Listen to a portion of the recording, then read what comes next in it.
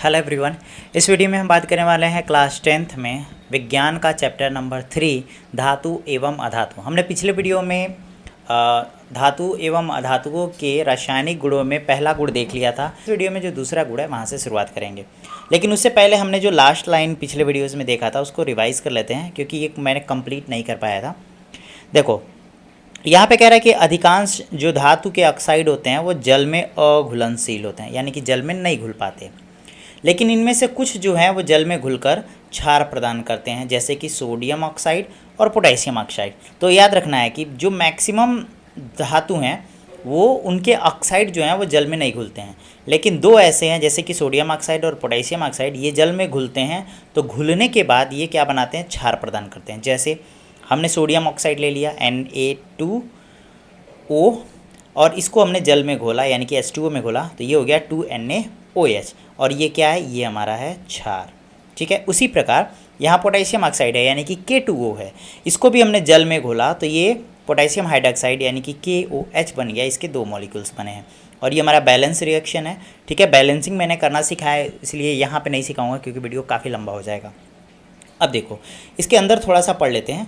कह रहा है कि धातुएं ऑक्सीजन के साथ अभिक्रियाशीलता प्रदर्शित करती हैं। जैसे धातुओं के साथ ऑक्सीजन का रिएक्शन कराया तो प्रदर्शित किया ही था। पोटेशियम और सोडियम कुछ ऐसी धातुएं हैं जो तेज़ी से अभिक्रिया करती हैं, तो जो बहुत ज़्यादा एक्टिव होती हैं किसके साथ, ऑक्सीजन के साथ, उनमें है पोटेशियम और सोडियम। खुले में रखने पर आग पकड़ लेता है। आपको जाहिर से पता है इन दोनों को जब ऑक्सीजन के साथ नॉर्मली ऐसे बाहर रख देंगे तो ये क्या करेगा, आग पकड़ लेगा। इसलिए इन्हें सुरक्षित रखने के लिए या फिर आग से बचाने के लिए कैरोसिन के तेल में डुबो कर रखते हैं। तो कभी कभी ऐसे भी क्वेश्चन पूछता है कि सोडियम और पोटेशियम को आग पकड़ने से बचाने या फिर वातावरण में अभिक्रिया होने से बचाने के लिए किस में रखते हैं, तो कैरोसिन के तेल में इसको डुबो कर रखते हैं। सामान्य ताप पर मैग्नीशियम, एल्यूमिनियम, जिंक, लेड आदि जैसे धातुओं की सतह पर ऑक्साइड की परत चढ़ जाती है। देखो मैग्नीशियम, एल्यूमिनियम, जिंक, लेड ये कुछ धातुएं हैं, इनकी सतह पर क्या होती है, ऑक्साइड की परत आ जाती है, यानी कि इनको एनवायरनमेंट में रखेंगे तो ऑक्सीजन के साथ रिएक्ट करके ऑक्साइड बना लेगा। ऑक्साइड की यह परत धातु को पुनः ऑक्सीकरण से सुरक्षित रहती है, यानी एक बार इस पर अगर ऑक्साइड की परत चढ़ गया तो और ज़्यादा ये ऑक्सीजन के साथ रिएक्ट नहीं करता, क्योंकि यही क्या करता है, एक शील्ड की तरह काम करता है, उसको बाद में बचाना शुरू कर देता है। गर्म करने पर आयरन का दहन तो नहीं होता, जैसे आयरन को गर्म करोगे तो आप वो इजीली नहीं जलेगा, उसके लिए बहुत हाई टेम्परेचर की ज़रूरत पड़ती है। लेकिन अगर बर्नर पर उसके चूड़ को ले जाओगे, लोहे की चूड़ को ले जाओगे, तो वो तेज़ी से जलने लगता है, जैसे बहुत सारे वीडियोज़ में देखा गया होगा। और मैं इसके लिए सोचूंगा अगर वीडियोज़ मिल जाएगा तो मैं आपको प्रोवाइड करा दूंगा। तो एक चीज़ जान लीजिए, जो लोहे का चूड़ होता है उसको आप नॉर्मली आप बर्नर पे ले जाओगे या आग में ले जाओगे तो वो जलना शुरू हो जाएगा। कॉपर का दहन तो नहीं होता, लेकिन गर्म धातु कॉपर ऑक्साइड के काले रंग की परत चढ़ जाती है। देखो अगर कॉपर को जलाओगे तो वो इजीली नहीं जलेगा, लेकिन जब कॉपर को जलाना शुरू करोगे ना तो वो ऑक्सीजन के साथ रिएक्ट करके कॉपर ऑक्साइड बना लेगा, और ये काले रंग की उस पर परत चढ़ जाती है, कालिक हो जाता है। ठीक है, सिल्वर और गोल्ड अत्यंत ताप पर भी ऑक्सीजन के साथ अभिक्रिया नहीं करते। अगर सिल्वर और गोल्ड को बहुत ज़्यादा टेम्परेचर भी दोगे तो भी वो ऑक्सीजन के साथ रिएक्ट नहीं करेगा। ठीक है, तो ये कुछ पॉइंट्स थी, ये हर एक लाइन एक अलग पॉइंट्स है जिसको आपको याद रखना है। तो एक बार फिर मैं कहता हूँ कि आप इसका स्क्रीनशॉट ले लो या फिर वीडियोस को रिवाइंड करके नोट्स बना लो, की पॉइंट यानी कि, या फिर आप नोट करके भी सारे पॉइंट्स को अलग अलग लिख सकते हो। चलो ये काफ़ी इंपॉर्टेंट पॉइंट है, आपको हेडिंग डालना है एनोडीकरण, यानी कि एनोडाइजेशन। एनोडीकरण है क्या, कह रहा है कि एल्युमिनियम पर मोटी ऑक्सीजन की परत बनाने की प्रक्रिया है, यानी कि अगर एल्युमिनियम का कोई भी धातु है, अगर उस पर ऑक्सीजन की परत चढ़ा रहे हो या चढ़ जा रहा है, उसको ही कहते हैं एनोडीकरण या फिर एनोडाइजेशन। वायु के संपर्क में आने पर एल्युमिनियम ऑक्साइड की पतली परत का निर्माण करता है। एल्युमिनियम ऑक्साइड की परत इसे संक्षारण से बचाती है। अब देखो जैसे एल्युमिनियम को हम हवा में रखेंगे तो उस पर हल्का सा उसका कलर चेंज होगा, वो कलर चेंज कुछ और नहीं है, ऑक्साइड की परत है, यानी कि उस पर ऑक्सीजन रिएक्ट करके ऑक्साइड की परत बना लेता है, लेकिन वो आगे और ज़्यादा ऑक्साइड से रिएक्ट नहीं कर पाता, ऑक्सीजन से रिएक्ट करके कुछ और नहीं बना पाता, क्योंकि वो ही शील्ड के तौर पे काम करता है। तो उसके संक्षारण से क्या करता है, बचाना सुरक्षित कर लेता है। एनोडीकरण के लिए एल्युमिनियम की एक साफ वस्तु को एनोड बनाकर तनु सल्फ्यूरिक अम्ल के साथ इसका विद्युत अपघटन किया जाता है। एनोड पर उत्सर्जित ऑक्सीजन गैस एल्युमिनियम के साथ अभिक्रिया करके ऑक्साइड की एक मोटी परत बनाती है।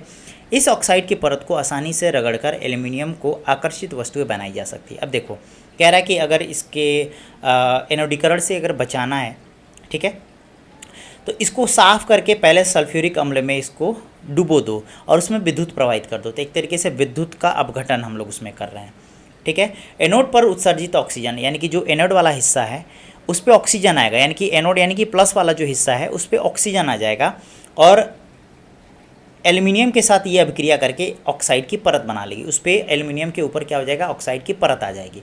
अब जब इसके ऊपर ऑक्साइड की परत आएगी तो उसमें क्या हो जाएगा, शाइनिंग आ जाएगी। अब शाइनिंग आएगी तो जो भी वस्तु आप एल्युमिनियम से बनाना चाहते हो आप इजीली बना सकते हो। तो ये था एनोडीकरण, ठीक है। एज इट इज़ उठाकर ऐसे रख देना है। अब आपको पता तो है कि ऑक्सीजन के साथ दहन करने पर कौन सी धातु कैसा रिएक्शन करता है, ये मैंने ऑलरेडी बता रखा है। कह रहा है कि धातुएं जब जल के साथ अभिक्रिया करती हैं तो क्या होता है, ये एक प्रश्न है और इस प्रश्न को हम इस क्रियाकलाप के माध्यम से समझेंगे। देखो बेसिकली पहले पढ़ लेते हैं, उसके बाद से हम इस अरेंजमेंट को यानी कि व्यवस्था को समझेंगे क्या है।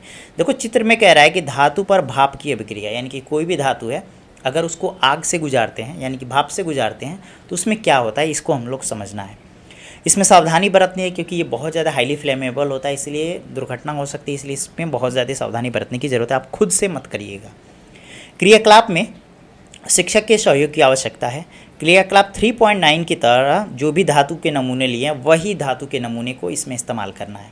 देखो कह रहा है कि ठंडे जल से आधे भरे बीकर में नमूने के छोटे टुकड़े को अलग अलग करके डालिए, ठीक है।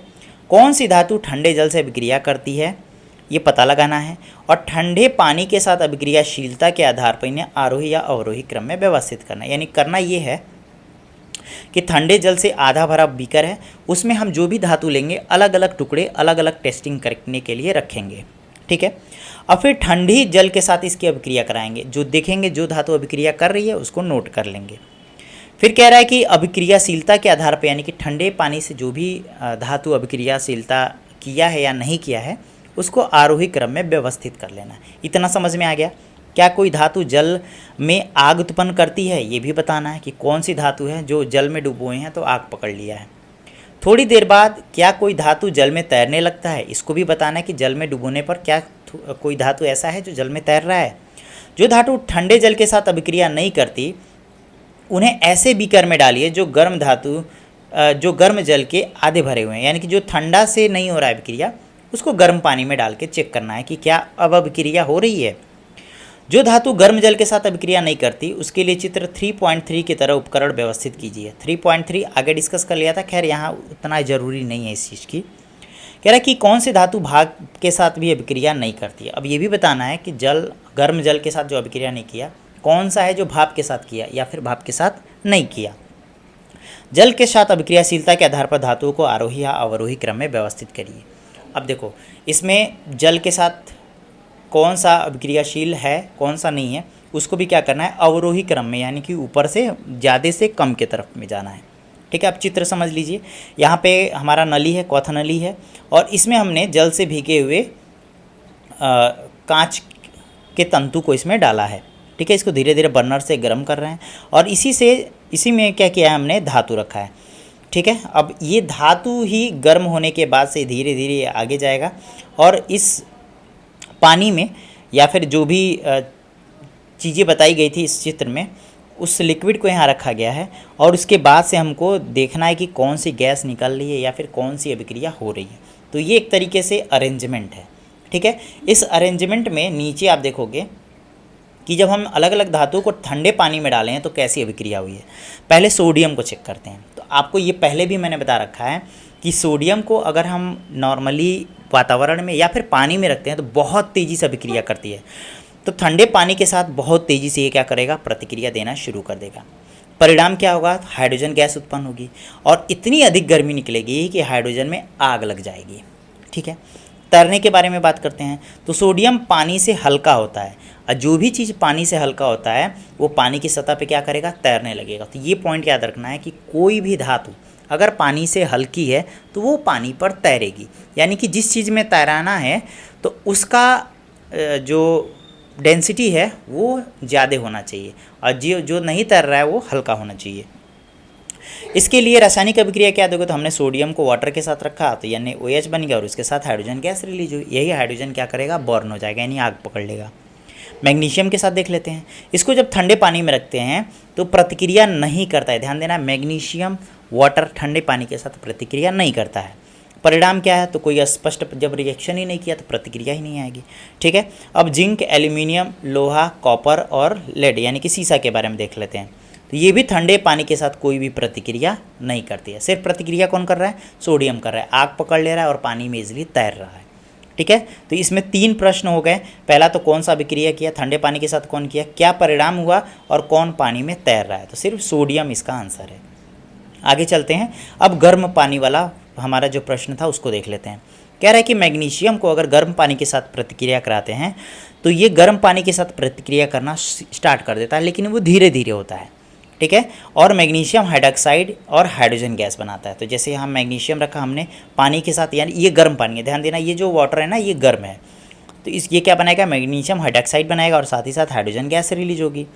परिणामतः धातु की सतह पर हाइड्रोजन के छोटे छोटे बुलबुले, जब भी हाइड्रोजन गैस पानी में निकलेगा ना तो बुलबुले के रूप में ऊपर निकलेगा, पॉपअप का साउंड भी होगा, ये आपको याद रखना है। अगर गर्म पानी में जिंक, एल्यूमिनियम, लोहा, तांबा या फिर सीसा रखेंगे तो कोई प्रतिक्रिया नहीं होगी, यानी कि गर्म पानी के साथ सिर्फ कौन दे रहा है, मैग्नीशियम। ठंडे पानी के साथ सोडियम, गर्म पानी के साथ मैग्नीशियम। ठीक है, आगे चलते हैं। कह रहे हैं कि भाप के साथ भी चेक कर लेते हैं। भाप के साथ एल्यूमिनियम यहाँ दिया हुआ है। कह रहा है कि भाप के साथ अगर एल्यूमिनियम की प्रतिक्रिया कराते हैं तो एल्यूमिनियम जो है वो ऑक्साइड और हाइड्रोजन गैस बनाता है, यानी एल्यूमिनियम ऑक्साइड बनाएगा Al2O3 और साथ ही साथ हाइड्रोजन गैस निकलेगी यानी कि H2 गैस निकलेगी। रासायनिक अभिक्रिया को लिखना है तो एल्यूमिनियम को हमने वाटर के साथ रखा, Al2O3 बना लिया, साथ ही साथ हाइड्रोजन गैस निकला। यहाँ 2 अमाउंट, 3 अमाउंट और यहाँ पे 3 अमाउंट, ये बैलेंस हो गया हमारा पूरा। एक बार वीडियो को पॉज करके बैलेंस वाला आप चेक कर लीजिएगा। अब जिंक के बारे में बात कर लेते हैं। कह रहा है कि जिंक को भी अगर हम भाप के साथ अभिक्रिया कराएंगे तो ये जिंक ऑक्साइड बनाएगा, साथ ही साथ हाइड्रोजन गैस बनता है, यानी कि गर्म पानी में अभी तक 2 चीज़ें आ गया, पहला मैग्नीशियम और दूसरा जिंक प्रतिक्रिया करके, एल्यूमिनियम और जिंक, तो ये भी क्या करेगा, ऑक्साइड बनाएगा और साथ ही साथ हाइड्रोजन गैस निकलेगा। रासायनिक अगर अभिक्रिया की बात करें तो हमने जिंक ले लिया, उसके साथ वाटर ले लिया, जिंक ऑक्साइड बना लिया और हाइड्रोजन गैस रिलीज हुआ। लोहा के बारे में बात करते हैं। भाप के साथ अभिक्रिया करने पर धीरे धीरे ये अभिक्रिया करना शुरू करता है और आयरन ऑक्साइड बनाएगा। ठीक, क्या बनाएगा, आयरन ऑक्साइड बनाएगा, Fe3O4। आयरन ऑक्साइड का फॉर्मूला आपको याद रखना है, Fe3O4, और हाइड्रोजन गैस बनाएगा। तो हमने क्या लिया, आयरन को ले लिया, वाटर के साथ इसको डिजॉल्व किया तो Fe3O4 यानी कि आयरन ऑक्साइड बना लिया और साथ ही साथ हाइड्रोजन गैस रिलीज हो रहा है। ठीक है, अभिक्रिया बैलेंस्ड है। तांबा और कॉपर देख लेते हैं, यानी कि कॉपर और सीसा यानी कि लेड Pb। अभिक्रिया भाप के साथ अगर कराएंगे तो कोई भी प्रतिक्रिया नहीं देती है। तो हमने ठंडे पानी के साथ देख लिया, गर्म पानी के साथ देख लिया, भाप के साथ देख लिया। ठंडे पानी में सिर्फ सोडियम होता है, भाप के साथ सिर्फ मैग्नीशियम होता है, और गर्म पानी के साथ मैग्नीशियम होता है, और भाप के साथ हमने एल्यूमिनियम को भी देखा, आयरन को भी देखा। ठीक है, आगे चलते हैं। कह रहा है कि ठंडे पानी के साथ अभिक्रियाशीलता के बढ़ते क्रम को ही हम क्या कहते हैं, आरोही क्रम। प्रश्न में क्या कहा था कि आरोही क्रम में व्यवस्थित करिए, तो ये आरोही क्रम है। ठीक है, आरोही क्रम का मतलब है पहले कम, फिर ज़्यादा, फिर सबसे ज़्यादा। तो ये हमारा क्रम है। सबसे कम जो है वो जिंक करेगा, फिर एल्यूमिनियम, फिर लोहा, फिर सीसा, फिर मैग्नीशियम, और सबसे ज़्यादा कौन करेगा, सोडियम। तो ये कम है और ये सबसे अधिक है, याद रखिएगा। यहाँ पर मैं लिख देता हूँ, ये सबसे कम अभिक्रिया करता है और ये सबसे ज़्यादा अभिक्रिया करता है। ठीक है, ये आपको याद रखना है। ये आरोही क्रम है, किसके साथ, ठंडे पानी के साथ। आगे चलते हैं। भाप के साथ अभिक्रिया जो कहा था उसने अवरोही क्रम में कहा था। किस क्रम में कहा था, अवरोही क्रम में। ठीक है, तो यहाँ पे लिखा हुआ है भाप के साथ घटते हुए क्रम में, यानी कि अवरोही क्रम में। ठीक है, तो हमने क्या देखा, भाप के साथ अभिक्रिया में सोडियम जो है तीव्र अभिक्रिया किया था, मैग्नीशियम भी अभिक्रिया किया था, एल्यूमिनियम भी अभिक्रिया किया था, जिंक भी अभिक्रिया किया था, लेकिन तांबा और सीसा अभिक्रिया नहीं किया था। तो हमने बेसिकली चेक किया था किसको, एल्यूमिनियम और आयरन को। ठीक है, इन दोनों को चेक किया था, लेकिन जिंक, सोडियम और मैग्नीशियम भी अभिक्रिया करता है। ठीक है, तो ये भी आपको याद रखिए। जो गर्म पानी के साथ करेगा जाहिर सी बात है, जरा समझो, सोडियम को हमने भाप के साथ क्यों नहीं चेक किया? क्योंकि सोडियम जब पानी के साथ अभिक्रिया करता है तो भाप के साथ भी करेगा। अच्छा, मैग्नीशियम गर्म पानी के साथ करता है तो जाहिर सी बात है भाप के साथ भी करेगा, इसीलिए हमने इसको भाप के साथ नहीं चेक किया, यानी कि ये अंडरस्टूड है। एल्यूमिनियम और हमने आयरन को चेक किया। जिंक भी क्या करता है? भाप के साथ अभिक्रिया करता है। ठीक है, अब क्रियाशीलता को अगर देखेंगे तो सोडियम का सबसे ज़्यादा होता है, यानी इसका जो है वो सबसे ज़्यादा होता है, और तांबा का जो है वो सबसे कम होता है। यानी ये अभिक्रियाशीलता का कौन सा क्रम है? तो घटता क्रम है, तो एरो जो है वो ऊपर की तरफ बनेगा, एरो ऊपर की तरफ बनेगा। ठीक है, आगे चलते हैं। अच्छा, ये सारांश दिया है, कुछ ये की पॉइंट्स है, इसको याद करने वाला है। कह रहा है कि आग लगना, सोडियम ठंडा पानी में इतना तीव्र प्रतिक्रिया करता है कि हाइड्रोजन गैस में आग लग जाती है। तैरने के बारे में बात करें तो सोडियम पानी में तैरता है और तेज़ी से प्रतिक्रिया करता है। भाप के साथ अभिक्रिया हम देखेंगे, एल्युमिनियम, जिंक, आयरन ये सभी भाप के साथ अभिक्रिया करते हैं, लेकिन तांबा और सीसा नहीं करता। ठीक है, आपको बस याद रखना है तांबा और सीसा भाप के साथ अभिक्रिया नहीं करता, बाकी सब करते हैं। ये याद कर लोगे, आपका तैयार हो जाएगा टॉपिक। अब जो भी चीज़ें हमने देखा है उसी के बेसिस पे यहाँ पे कुछ पॉइंट्स हैं जो आपके एग्ज़ाम पॉइंट ऑफ व्यू से इम्पॉर्टेंट है, तो यहाँ नोट करके आप एक एक पॉइंट लिखते चलोगे। देखो, यहाँ कह रहा है कि जल के साथ अभिक्रिया करके धातु हाइड्रोजन गैस और धातु ऑक्साइड उत्पन्न करते हैं। जैसे हमने देखा ना, सोडियम ही देखा, सोडियम ऑक्साइड बना लिया था और साथ ही साथ हाइड्रोजन गैस निकला था। यानी कि जो भी धातु जल के साथ अभिक्रिया करता है पहले तो धातु ऑक्साइड बनाता है और साथ ही साथ क्या निकलता है? हाइड्रोजन गैस रिलीज होती है। ठीक है, धातु ऑक्सीजन जल में घुलनशील है, जल में घुलकर धातु हाइड्रोक्साइड बनाते हैं, प्रदान करते हैं, लेकिन सभी धातुएं जल के साथ अभिक्रिया नहीं करती। जैसे हमने सोडियम आयरन को भी देखा था, साधारण जल यानी कि नॉर्मल जो जल था उसके साथ अभिक्रिया नहीं करता। मैग्नीशियम भी नॉर्मल जल के साथ अभिक्रिया नहीं करता, सिर्फ गर्म जल के साथ करता है। तो सभी धातुएं नहीं करती हैं। तो धातु जो जल के साथ अभिक्रिया करेगा धातु ऑक्साइड के साथ से क्या बनाएगा? हाइड्रोजन बनाएगा। इसके रिएक्शन को हमने उदाहरण में देख लिया था। ठीक है, और जब धातु ऑक्साइड को वापस से, जो ऑक्साइड धातु ऑक्साइड बनाए उसको अगर वापस से जल में बनाएंगे तो जल में डुबोएंगे तो ये हाइड्रोक्साइड बनाएगा। जैसे हम सोडियम ऑक्साइड को डालेंगे तो सोडियम हाइड्रोक्साइड बनाना शुरू कर देगा। क्लियर है, आगे चलते हैं। अगला पॉइंट है कि पोटेशियम और सोडियम जैसे धातु ठंडे जल के साथ तेज़ी से अभिक्रिया करते हैं। कौन कौन? पोटेशियम यानी कि के और सोडियम यानी कि Na, ये ठंडे जल के साथ तेज़ी से अभिक्रिया करते हैं। सोडियम तथा पोटेशियम की अभिक्रिया तेज होने के साथ साथ कौन सी है? उष्माक्षेपी, यानी कि बहुत ज़्यादा हीट रिलीज करता है। अभी सोडियम देखा ना, आग पकड़ लेगा, किसके कारण? हाइड्रोजन गैस के कारण।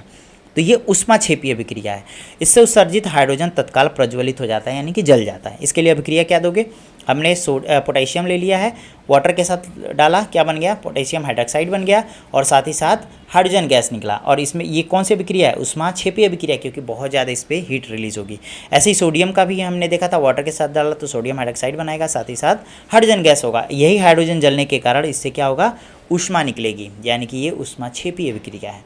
ठीक है, तीसरा पॉइंट है, थर्ड पॉइंट, कि जल के साथ कैल्शियम की अभिक्रिया थोड़ी धीमी होती है। जब हम कैल्शियम यानी चूना डालोगे ना, थोड़ा धीमी अभिक्रिया होगी।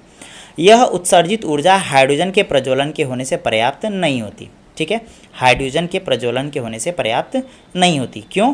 क्योंकि जो ऊर्जा है ना वो बहुत ज़्यादा इसमें से रिलीज होती है।